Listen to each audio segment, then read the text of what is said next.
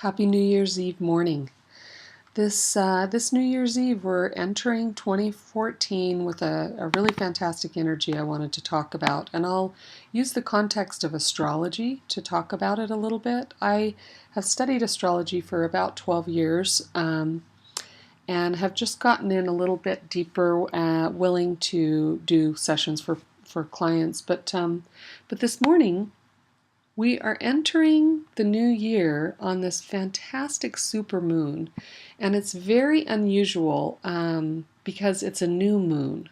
So we won't see it, even though the moon is going to be very close to the earth, we won't be able to see it. And that is an overriding theme for this year, that we are dealing with the unseen. What has been unseen is where we are diving into this year. So it can feel a little bit intense, but it's lovely. So New Year's goals, New Year's resolutions, they'll feel a little kitschy this year. You may not have a lot of tolerance for them because we want to go even deeper than that. So to work with our deep intents for this year, our deep intention, will be a beautiful way to start out your new year. And I'm going to talk in depth about that at the Floral Water Meditation tomorrow morning. That's at 10 a.m. at Bodhi Yoga. But for right now, if we set a context for what astrology really is, it is really the science of the soul. We have astrologers who've been studying these archetypal stories related to the way we find spiritual meaning in the heavens. And we do that, through religion, through spirituality, through yoga practice, a lot of different ways. Astrology is just another tool for that. But on a daily basis, we're really aware of what's going on here on the earth. We're aware of the moon when it's night. We know the moon is out. And we're aware of the daytime sunshine. And so we make all sorts of decisions in a 24-hour period based on what's going on with the planets up in the heavens. And so when the moon's out, we make the decision to sleep. When the sun's out, we make the decision to be busy. On super sunny days, we may actually go outside and go skiing in the wintertime or swimming in the summertime, and we base our activities on a rainy, cloudy, dark day. And so the concept of astrology is really not that far out. It's basically that if the sun can affect our everyday and the moon can affect our everyday, then we can also be affected by Mars and Jupiter and further on out there. So with that being said, the basis for astrology really laid the foundation for astronomy, which is the science of studying the heavens. And that's why I call it the science of the soul. So in our solar system, you have known about the sun, you've known about the moon, you've known about the earth. And then when you got into school when you were younger, we learned about our solar system. So we learned about Mercury and Venus and all of these other planets out here, and even Pluto far off in the distance. And so, the moon affects the tides on the earth, the crime rate goes up, more babies are born during a full moon. And so there's some energetic effects as well as physical effects, meaning when the moon's out, I feel tired, and when the sun's out, I feel awake. Even as part of this, a lot of us aren't aware of that between Mars and Jupiter, further out from the Earth, but also orbiting the Sun, is an asteroid field. And this asteroid field has several large asteroids in it that are all tend to have an effect on us. And they've been named for the females in a lot of the archetypal stories, that archetypal stories just represent the energy that's affecting us. And so, excuse me, we have a lot of masculine energy that pours in on the earth. The sun, of course, is masculine. Venus would be feminine. The moon would be feminine. But then you've got Mars, masculine, Jupiter, Saturn, Uranus, Neptune, Pluto. All of those are masculine energies. And so when I do astrology readings, I also read some of these larger asteroids that are also orbiting around the sun and pouring energy in onto the earth.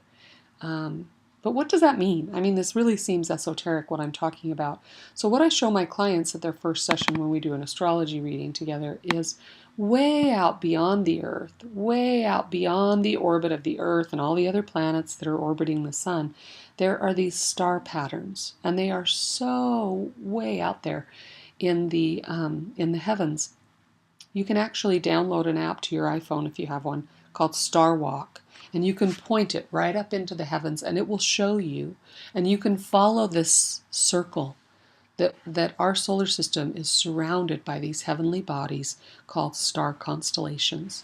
And the constellations carry an energy that these constellations are all work as one to pour in an energy through the sun onto the earth. So if the earth were right over here, and the sun were pouring energy onto the earth, and you looked out toward the sun and it was out in this quadrant, it would be in Aries. If you were born when the sun was in this quadrant, from the perspective of the earth, you would actually be in Aries. That would be your astrological sign. But they're actually heavenly bodies out there that are pouring in this divine energy on us. And you have Aries, Taurus, Gemini, Cancer, all of them that are constantly moving around us in this beautiful heavenly encircling. And so each one of these has a different meaning. Aries is a go-getter. Taurus is about being grounded and centered in the opulence of the material world. Gemini is about communicating the lower mind, the day-to-day chatter. Cancer is about nurturing. Leo is about royal, noble, being a steady, good, strong leader. Virgo is about getting the rules in place. Libra is about balancing the internal and external self and balance with others, and just in general, what's balance? What's the diplomatic approach? Scorpio is deep. Scorpio wants to go deep or go home. Sagittarius is a freedom lover. We don't like to be fenced in. We're always after the higher mind, the higher truth, like Gemini's working with the lower mind. Capricorn is this beautiful constellation. It's about, reputation and standing and having a point A and a point B, an accomplishment. And Aquarius is about doing it my way. If you've ever known an Aquarius person with a strong Aquarian sign, they have their way of doing things. And humanitarian, great humanitarians. And Pisces is about going into the depths of our spirituality and our psychosis. It is those two fishes, so it's comparing what is real and what's not real and what's going on. So very compassionate, very intuitive people. And so it's more than just your sign that makes up who you are, but these are the heavenly energies that are pouring in through the sun onto the earth at any given moment. So at a certain time of year, if you were to look out to the sun, like on New Year's Day, you look out and the Capricornian energy or sign is way out there pouring in through the sun onto the earth. So people that are born on New Year's Day are always Capricorns, because that's where the orbit and rotation of the heavens pours in on the earth. And so that's a quick overview about what is astrology and what does it mean. So if I were to do an astrology chart, I've just got some general charts here without names, so they respect people's privacy. We could look at someone's chart and say, wow, here are all the planets. Here's Pluto, here's Uranus, but they're in these signs that are constantly rotating around. And the signs are these, okay? And the planets, of course, are these. And this is a snapshot at the heavens at the moment of my birth. It's not my chart, but if it were me. And all of these things, there's asteroids, there's planets, and then there are moon nodes. And I had trouble really understanding the moon nodes for a long time until I did up my own graphic for it. So I designed this graphic. You have the sun, you have the earth, and it rotates around the sun on an elliptic. It doesn't go in a perfect circle. It goes in a rhythm. And then you have the moon that orbits the earth. And it doesn't go in a perfect circle either. It goes on an elliptic. And when the moon is far away from the earth on its elliptic, it's called apogee. And when it's close, this is NASA science, it's called perigee. And our new moon tomorrow morning will be in its perigee, so it will be very close to the Earth. So if it were full, it would be one of those huge super moons. So when you woke up early in the morning, you'd feel like it was so close you could reach out and touch it. Only it will be unseen to us because it's in the shadow. It's the new moon.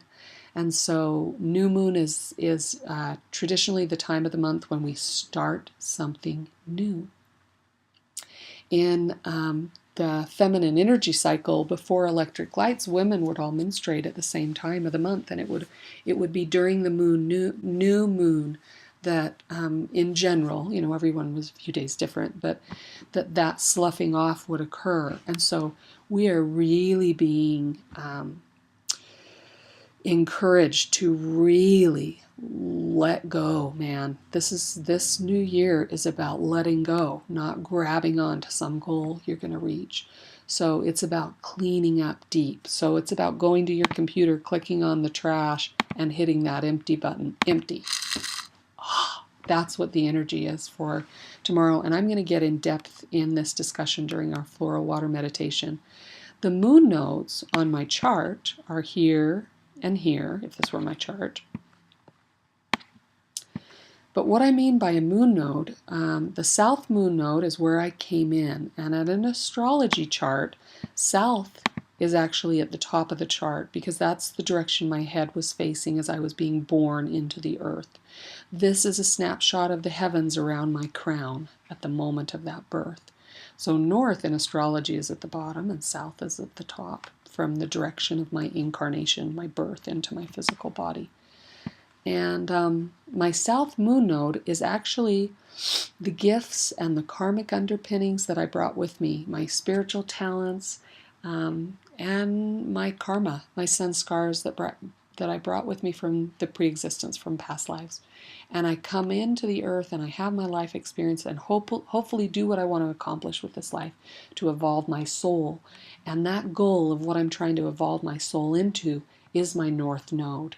And that north moon node is what I'm moving toward. It's my potential magnified.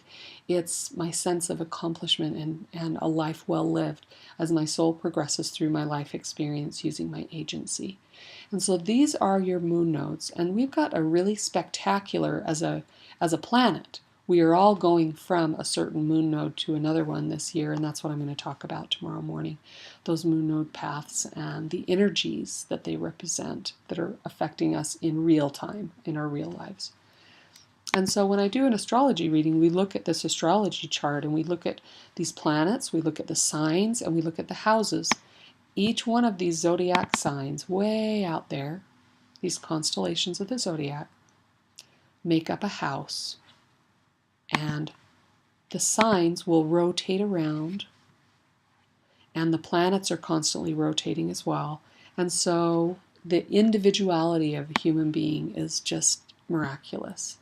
And when you connect it to the heavens, it's a lovely way to find a deeper meaning in life. It's not something I use to predict, like a fortune teller or anything. It's a way I use to understand energies. And so the overall energy of each one of these houses, we take these patterns of the archetypal stories and the energies and we apply it to how it sits for you or me in our chart. If we were to look at the chart of two different people, you would see two totally different lives. One has a really broad, all sorts of stuff happening in all sorts of different areas of their life. There are different meanings when the planets are all up here, or if you have planets all over here, or that make up your individuality. And then these lines in here are the energies and how they're communicating and interacting. So it really is a combination of science and soul, because you do have the mathematical, rock solid, the orbit of the heavens, but we apply the archetypal meaning to those and read the energies and how they all interact. And you can see this soul has a kite flying high, man. There's this pattern of a kite in her or his chart. And this person has a soul path that is very distinctive and some resistance. And so what do we do with this boxing match and these resistance and these internal and external struggles with the self. It's not a negative chart. It's just we've got all the tools we have right in here to read those energies and determine what she or he could do to get centered and to actually use these to their benefit based on their moon node path or this moon node path. And so each year on your birthday, we can do a snapshot like this, and we can map out the energies of your whole year. And so you'll learn when to get the most out of your year. If this were my year, I would have busy times and then nothing going on, and another busy time and then nothing going on. And it helps me to know that during these months, I can sit back and relax. And during these months, I want to take advantage of doing this and this and this and this. And this is the time I don't have to spin my wheels, and that I can really take advantage of that energy. Or if this were my year, I would learn that, I'm going to have a pretty, a lot going on in the year. And how do I deal with that scattered energy? Well, I can pull this into here. I can do this. I can pull this into here. And so we read those energies for you to map out your year. But for us, looking at the way the moon is orbiting around the earth on this elliptic. She is here tomorrow morning. It is a super moon. That energy of that internal she, for men it's their internal anima, their internal self. For women, they are women. So it's the strong, heavenly, unseen mothering energy that's going to help us through this year, go through the deep. Deep and abiding could be a theme for this year based on our moon nodes. And like I said, I'll get into all sorts of details on that tomorrow morning. So if you feel like you want to join us at the New Year's Day Floral Water Meditation, if you're close enough to make it to the Bodhi Yoga Center, then here we are. You just come to Bodhi Yoga's website and you go down to workshops and retreats. And we have our New Year's Day Floral Water Meditation. So feel free to join me. I hope you've loved this quick tutorial on a little bit of how we use astrology as a science for the soul. And join us. Namaste.